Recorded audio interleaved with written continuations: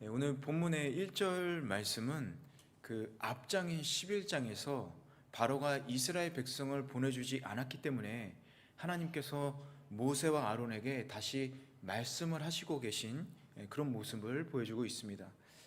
여기서 말씀하셨다라는 동사는 단순히 말하다라는 의미로 번역하기보다는 원어상으로 이 명령하셨다라고 번역하는 것이 더 정확할 것 같습니다.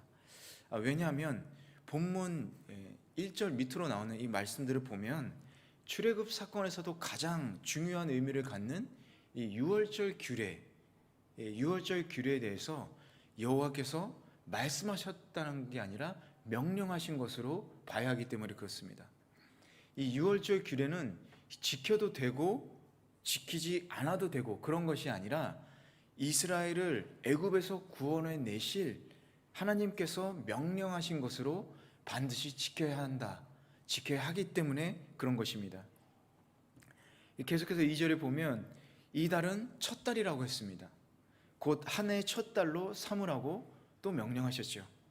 이 말씀은 이스라엘 백성들이 달과 년수를 계산하기 위해서 지금까지 사용했던 애굽의 달력을 버리고 이스라엘 백성이 출애굽한 달을 첫 달로 해서 새로운 달력을 사용하라는 뜻입니다. 하나님께서 이스라엘 백성에게 이렇게 명령하신 이유, 그것은 애굽에서 살던 이제까지의 모든 삶을 완전히 끊어버리고 단절시키고 새로운 삶을 살라는 의미로 이렇게 명령하신 것입니다. 즉 이스라엘 백성은 애굽을 나감과 동시에 노예의 습성, 우상 숭배 그런 습관들을 버리고 이제 하나님의 거룩한 백성으로서의 정체성을 가지고 살아갈 것을 요구하고 계시는 것이죠. 마찬가지로 하나님은 예수 그리스도의 구속 사역으로 죄에서 해방된 우리 성도들에게도 같은 명령을 하고 계십니다. 하나님은 성도들에게 거듭나기 이전의 모든 부패한 삶의 모습을 버리고 구원받은 거룩한 하나님의 백성의 정체성을 가지고 살도록 우리에게 요구하고 계시는 것이죠. 예수 그리스도 안에서 거듭난 성도는 거듭나기 이전의 생활과 그런 제약된 생활과 완전히 단절하고 그리고 거룩한 삶을 살아야 하는 것입니다. 독일의 화가 스톤복이라는 사람이 있는데요, 십자가에 달리신 예수님의 모습을 그리고 있었다고 합니다. 한 번은 어떤 미망인의 초상화를 그려주게 되었다고 해요. 근데 의자에 앉아 포즈를 취하던 미망인은 우연히 그 반쯤 그려진 십자가에 달리신 예수님의 모습을 보게 되었다고 합니다. 저기 나무에 달려있는 사람은 죄인인 것 같은데 왜 저런 그림을 그리고 계신가요? 스톤복은 이렇게 대답했습니다. 예수님을 모르시는군요. 저것은 나무가 아니라 십자가라는 처형 도구입니다. 그리고 저분은 죄인이 아니라 사람들의 죄를 위해 대신 돌아가신 분입니다. 스톤복의 이런 무미건조한 대답을 들은 미망인이 다시 대답을 했습니다. 그렇군요. 그러나 당신의 대답을 들어보니 아마 당신의 죄를 위해 돌아가지는 않으셨나 봅니다. 스톤복은 이 말을 듣고 정신이 번쩍 들었습니다. 그는 성화에 관심을 가지고 있었고 예수님에 대해서는 알고 있었지만 그저 자신이 그리는 작품의 모델로만 예수님을 생각하고 있었던 것이죠. 스톤복은 이 일이 있은 후에 회개하고 십자가에 달리신 예수님을 단순한 작품으로 그리지 않고 자신의 죄를 위해 돌아가신 신앙 고백으로 그려서 하나님께 드렸습니다. 여러분, 주님의 십자가는 나에게 어떤 의미가 있습니까? 나의 죄를 위해서 십자가에서 흘리신 그 보혈을 우리가 가슴으로 기억하고 있다면 우리의 삶은 이전과 분명히 다를 것입니다. 만일 성도가 구원받은 이후에도 구원받기 전과 같은 삶을 산다면 그것은 예수 그리스도의 구속을 무가치하게 만드는 것이고 진정한 구원을 받은 하나님의 백성이라고 말할 수 없는 것입니다. 여러분 잘 아시는 구원파를 한번 생각해 보시기 바래요. 구원파는 세례를 받은 날을 자신이 구원받은 날로 기념하고 거룩히 여깁니다. 실제로 그들의 삶은 구원받기 전에 죄된 삶과 그런데 바뀌지가 않는 거예요. 왜 그런지 아십니까? 이제 구원받았기 때문에 어떻게 살아도 된다라는 거예요. 이제 구원받았기 때문에 어떤 죄를 짓더라도 아무 상관이 없다라는 겁니다. 여러분, 이들의 구원은 진정한 구원일까요? 아닙니다. 진정한 구원은 변화된 삶으로부터 확인될 수 있기 때문에 그렇습니다. 그러므로 우리는 이 죄악된 옛 삶과의 완전한 단절을 통해서 하나님의 백성으로서의 거룩한 삶의 모습으로 우리는 거듭나야 하는 것입니다. 하나님께서 이렇게 말씀하셨습니다. 내가 거룩하니 너희도 거룩해라. 우리를 구원해 주신 이유가 우리를 거룩하게 하시기 위해서라는 것입니다. 여러분, 날마다 주님의 십자가를 마음속에 새기시기를 바랍니다. 그리고 그 십자가로 인해서 매일매일 새로운 삶을 살아가는 복된 성도들 되시길 주님의 이름으로 간절히 축원합니다. 우리 3절에서 7절 말씀 같이 읽어보도록 하겠습니다. 시작. 이스라엘의 온 회중에게 말하라. 이달 10일에 각 사람이 자기 가족을 위해 어린 양 한 마리 곧 한 집에 한 마리씩 잡도록 하라. 양 한 마리에 비해 식구가 너무 적으면 사람의 수에 따라 가까운 이웃을 데려오도록 하라. 각자가 먹는 양에 맞추어 양의 수를 계산하도록 하라. 너희 어린 양은 흠없는 1년 된 수컷이어야 한다. 양이나 염소 중에서 고르도록 하라. 그것을 이달 14일까지 잘 간직하고 있다가 이스라엘 온 회중이 저녁 무렵에 잡도록 하라. 그리고는 그 피를 얼마 가져다가 그들이 양을 먹는 집의 문틀 양쪽과 위쪽에 바르도록 하라. 하나님께서는 이 유월절을 어떻게 준비해야 하는지 알려주고 계십니다. 먼저 이달 10일에 가족 수와 먹을 양을 계산해서 어린 양을 잡도록 명령하셨죠. 만약 식구가 적으면 이웃과 함께 어린 양을 준비합니다.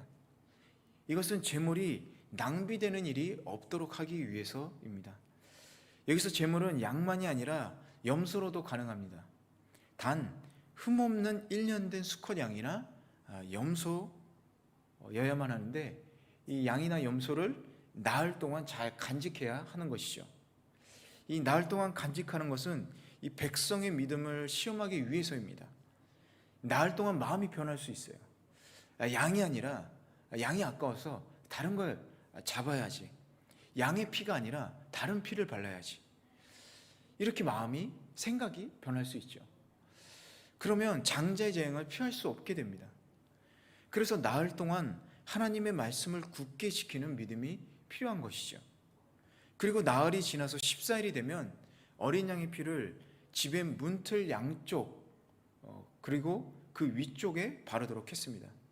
그렇게 하면 장자의 재앙에서 구원받게 될 것이다, 이렇게 말씀하고 계시죠.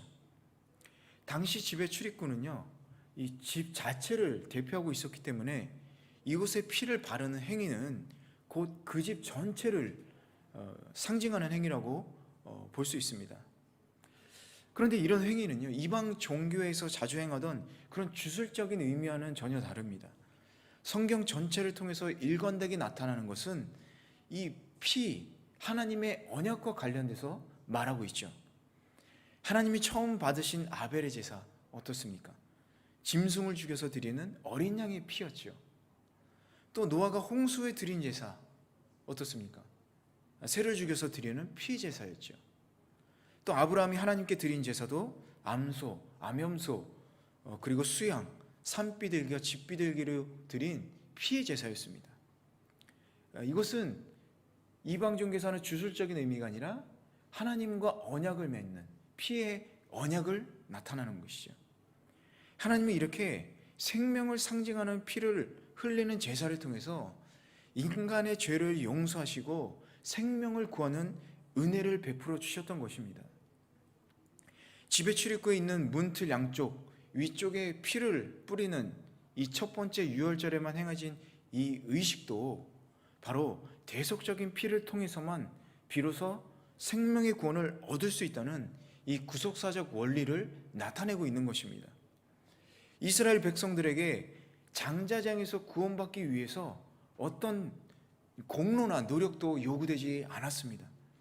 단지 그들은 하나님의 말씀에 따라서 어린 양의 피를 문틀 양쪽과 위쪽에 발라두기만 하면 되었던 것이죠. 다시 말하면 이스라엘 백성들은 유월절 어린 양의 피에 공로를 힘입어서 하나님의 심판을 피하고 구원을 얻게 된 것입니다. 이것은 죄인들이 유월절 어린 양이 예표하는 우리 주 예수 그리스도의 십자가, 우리 주 예수 그리스도의 십자가 보혈을 의지하기만 하면 모두 하나님의 심판에서 벗어나서 구원받게 될 것임을 보여주고 있는 것입니다. 그렇습니다. 우리가 하나님의 심판에서 구원받기 위해서 해야 할 일은 아무것도 없습니다. 우리는 다만 우리를 대신하여 십자가의 고통을 당하신 예수 그리스도의 보혈의 공로를 믿기만 하면 되는 것이죠. 여기서 우리가 주목해야 할 것은 이 어린 양의 피가 발라진 그 집안에 머무른 자는 누구나 다 예외 없이 구원을 받았다라는 사실입니다. 마찬가지로 예수 그리스도 안에 거하는 사람은 누구든지 다 구원을 얻게 되는 것이죠. 아무리 큰 죄를 지은 사람이라도 예수님을 구주로 믿기만 한다면 구원을 얻게 되는 것입니다. 예수 그리스도의 보혈은 아무리 큰 죄라도 씻지 못할 것이 없습니다. 그것이 바로 보혈의 능력인 것이죠. 구원과 멸망을 결정하는 것은 죄의 크기가 아니라 예수 그리스도의 보혈을 믿어 그 안에 거하느냐 거하지 않느냐에 달려있다는 것입니다.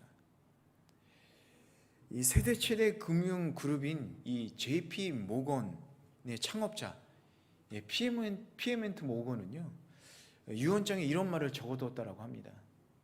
내 영혼이 주님 손에 있음을 나는 믿는다. 그가 나를 구원해주고 보혈로 죄를 정결케 해주신 것을 믿는다. 그로 인해 내가 죽고 나서는 한 점의 부끄러움도 없이 하나님 앞에 설 수 있게 될 것이다. 내 후손들에게 주님을 믿는 것은 어떤 위험을 감수하더라도 걸어볼 만한 투자라는 것을 말해주고 싶다.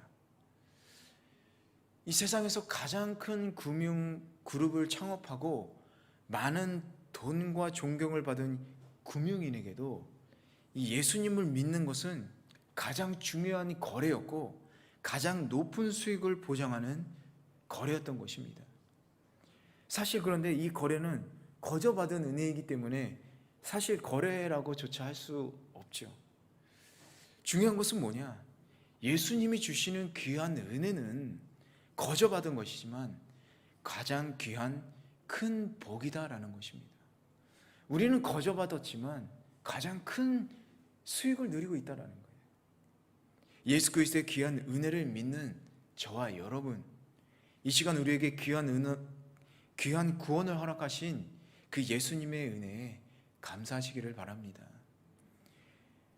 그리고 이 귀한 은혜를 우리의 가족과 이웃과 이 일본 땅에 전하면서 바로 예수 그리스도의 보혈을 믿고 그 구원 안에 거하게 하는 여러분이 복된 성도들 되시기를 주님의 이름으로 간절히 축원합니다. 우리 마지막 8절에서 13절 말씀 한번 같이 읽어보도록 하겠습니다. 시작. 바로 그날 밤에 그들은 불에 구운 고기와 쓴 나물과 누룩 없는 빵을 먹어야 한다.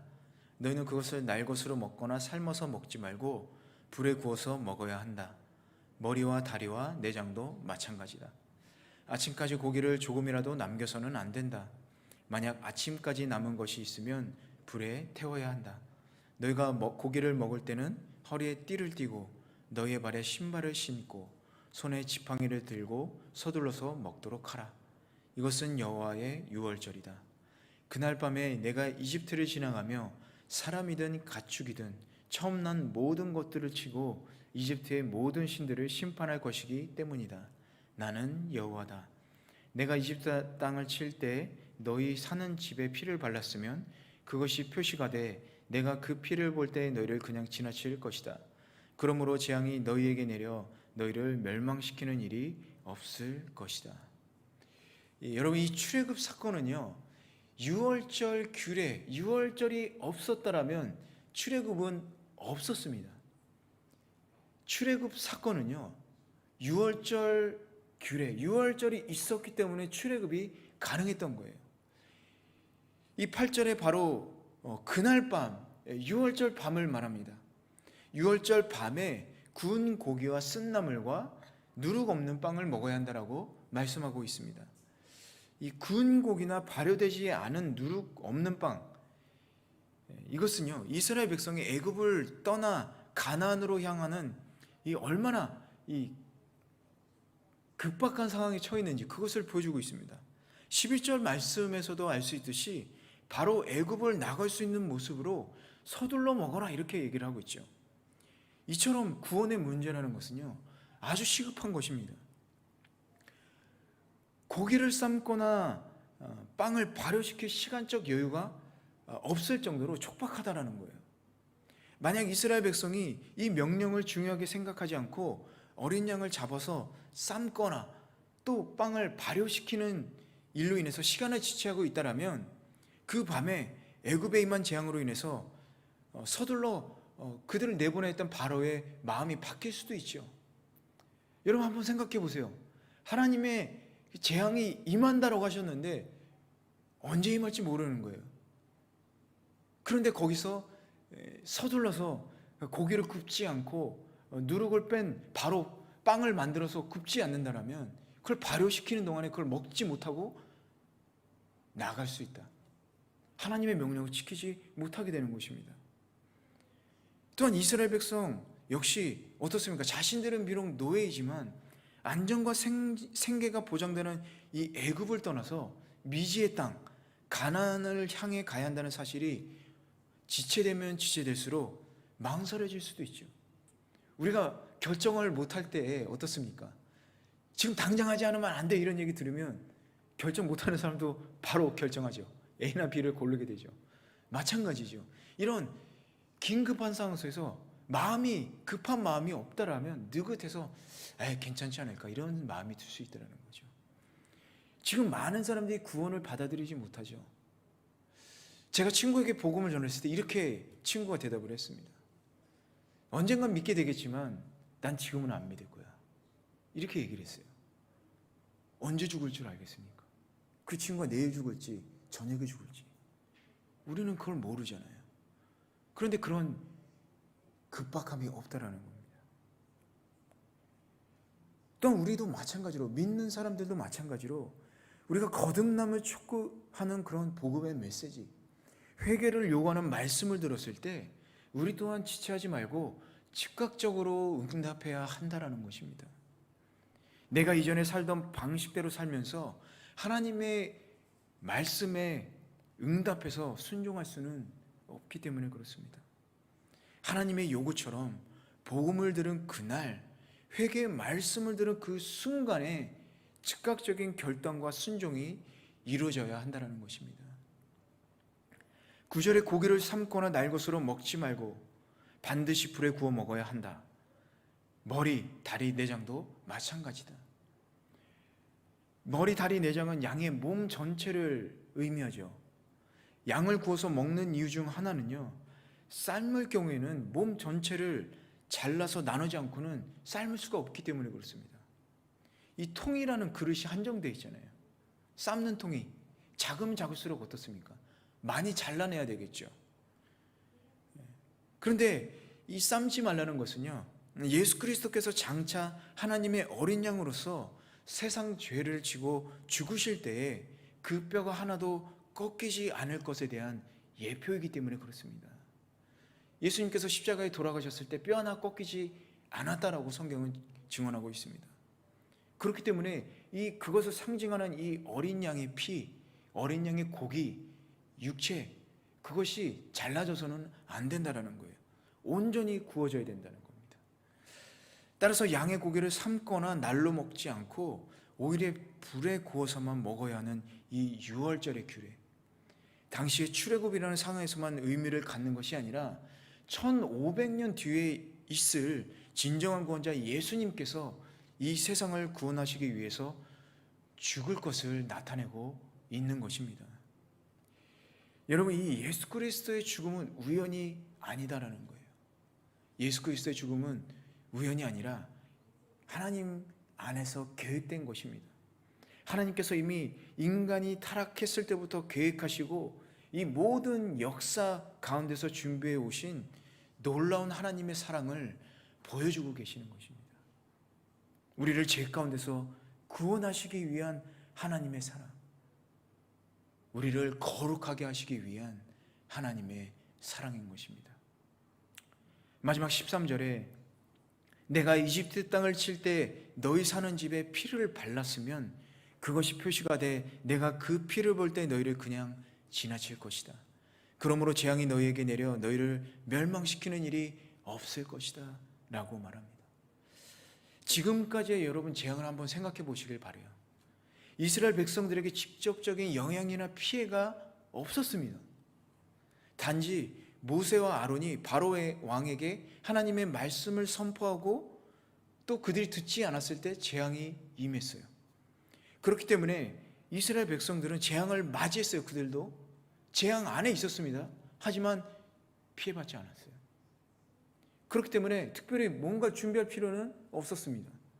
그런데 이 마지막 재앙인 장자의 죽음에서 이스라엘 백성들은 하나님께서 말씀하신 대로 어린 양의 제물을 준비하고 그 피를 문틀, 양쪽 문틀과 그 위에 발라야만 했어요. 그래야 그 피를 보고 그냥 지나쳐서 장자의 죽음을 면할 수 있다라고 했습니다. 왜냐? 죽음이라는 것은 누구에게는 가고 안 가고 하는 그런 것이 아니라 누구나 맞이하게 되는 것이기 때문에 그래요. 이 죽음이라는 마지막 재앙은 누구나 맞이하기 때문에 이스라엘 백성들도 준비해야 될 필요가 있었다라는 것입니다. 오늘 말씀은요, 하나님께서 명령한 것이라고 얘기했습니다. 하나님께서 우리에게 명령하신 거예요. 애굽 전역에 임하는 죽음의 심판에서 벗어날 방법, 그것은 유월절 규례에 대한 하나님의 명령, 즉 양을 잡고 그 피를 문틀에 바르는 것뿐입니다. 우리가 죽음에서 구원받을 수 있는 방법, 바로 예수 그리스도를 믿는 그 십자가의 보혈밖에 없다라는 것입니다. 그러나 여러분, 이 양의 피를 바르는 이 행위는요, 단순한 행동이 아니라 하나님 명령에 순종하는 믿음의 증거가 되었습니다. 이들이 그냥 시키니까 명령이니까 한 게 아니라 그들이 믿음이 있었기 때문에 그 문틀에 발랐다라는 거예요. 히브리서 11장 28절에 보면 이렇게 써 있습니다. 믿음으로 그는 유월절과 피 뿌리는 의식을 행해 처음 난 것들을 죽이는 자가 그들을 해치지 못하도록 했습니다. 믿음으로 그 피를 뿌렸기 때문에 장자의 재앙에서 벗어날 수 있었다라고 증거하고 있는 거예요. 이 유월절과 피 뿌리는 의식은 이스라엘 백성들의 믿음의 증거였던 것입니다. 믿음의 증거. 여러분, 우리에게도 이 믿음의 증거가 있어야 합니다.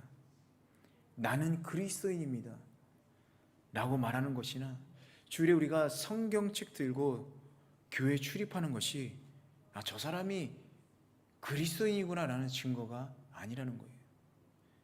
자신의 삶 속에서 주님의 말씀에 순종하며 예수님을 닮아가는 거룩한 생활이 증거로 나타나야 비로소 우리가 진정한 성도로 인정받을 수 있다라는 것입니다. 과연 나 자신은 우리의 생활 가운데서 그리스도인의 증거를 나타내 보이며 살아가고 있는지 여러분 한번 생각해 보시기를 바랍니다. 사랑하는 동경은혜교회 성도 여러분, 오늘 말씀에서 하나님은 모세에게 말씀을 하셨습니다. 그리고 모세는 그 하나님의 말씀을 믿었습니다. 히브리서 11장 27절에도 이렇게 기록되어 있습니다.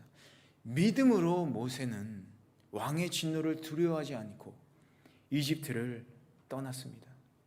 그는 보이지 않는 분을 보는 것 같이 여기고 인내했습니다. 모세가 하나님의 말씀과 그분의 계시를 믿었고 인내했던 것처럼 여러분, 우리 또한 모세와 같이 믿음이 없는 하나님의 구원을 경험하지 못한다는 사실을 기억해야 됩니다. 믿음이 없이는 하나님의 구원, 하나님의 은혜를 경험하지 못한다. 이 사실을 기억하시면서 여러분, 세상을 두려워하지 마시고 지금에 처한 상황을 인내하시기를 바랍니다. 그리고 오직 살아계시고 역사하시는 주님께 모든 것을 맡기면서 주님 앞에 믿음으로 나아가는 복된 성도들 되시길 주님의 이름으로 간절히 축원합니다.